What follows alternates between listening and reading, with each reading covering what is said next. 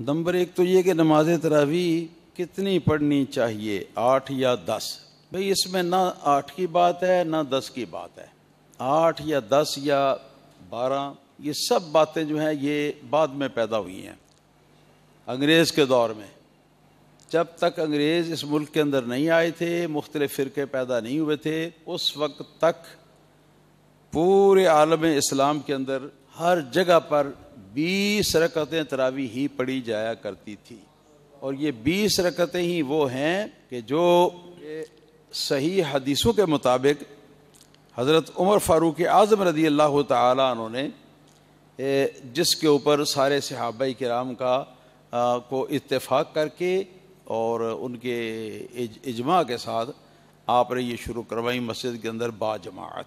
تو اس لیے 8 یا 10 کا تو کوئی سوال ہی نہیں ہے، سوال ہی غلط ہے. اور 8 یا 10 ہوں تو ان کو تو تراویح کہنا بھی درست نہیں ہے، کیونکہ تراویح یہ عربی زبان کا ایک لفظ ہے اور یہ جمع ہے ترویحہ کی.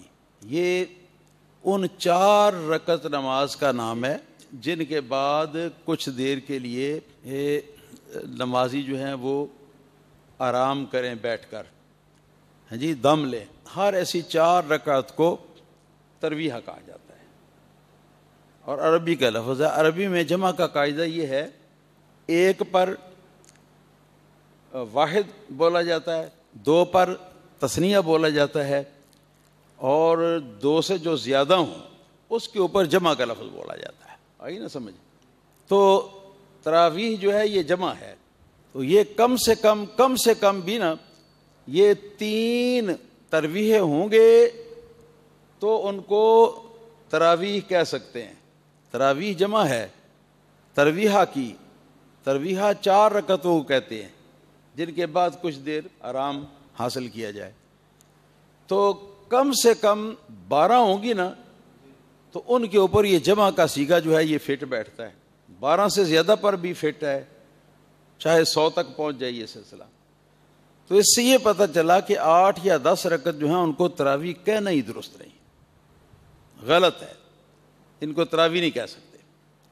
اور یہ کہ صحیح حدیث کے مطابق سیدنا عمر فاروق اعظم رضی اللہ تعالیٰ عنہ کے زمانے میں صحابہ کرام کا جس وقت انہوں نے باقاعدہ روزانہ جماعت کے ساتھ یہ تراویح کی نماز کو یہ جاری کروایا کہ اس سے پہلے لوگ علیحدہ علیحدہ پڑھتے تھے، اکیلے 2 3 مل کے.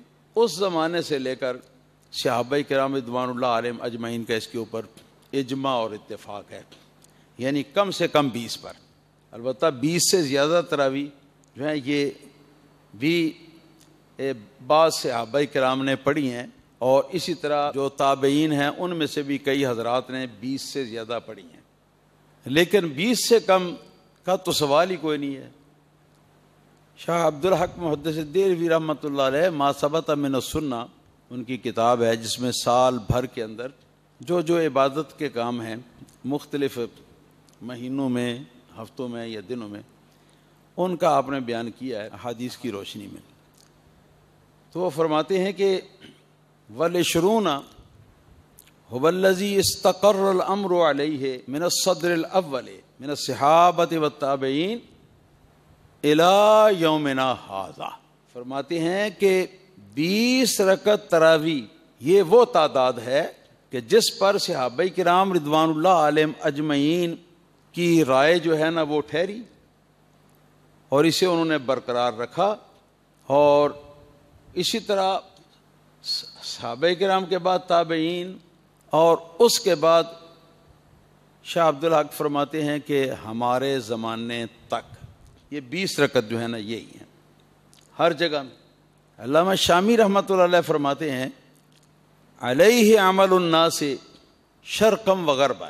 تراویح 20 رکعتیں پڑھنے پر ہی مسلمانوں کا عمل ہے، چاہے وہ مسلمان مشرق کے ہوں رہنے والے یا مغرب کے رہنے والے.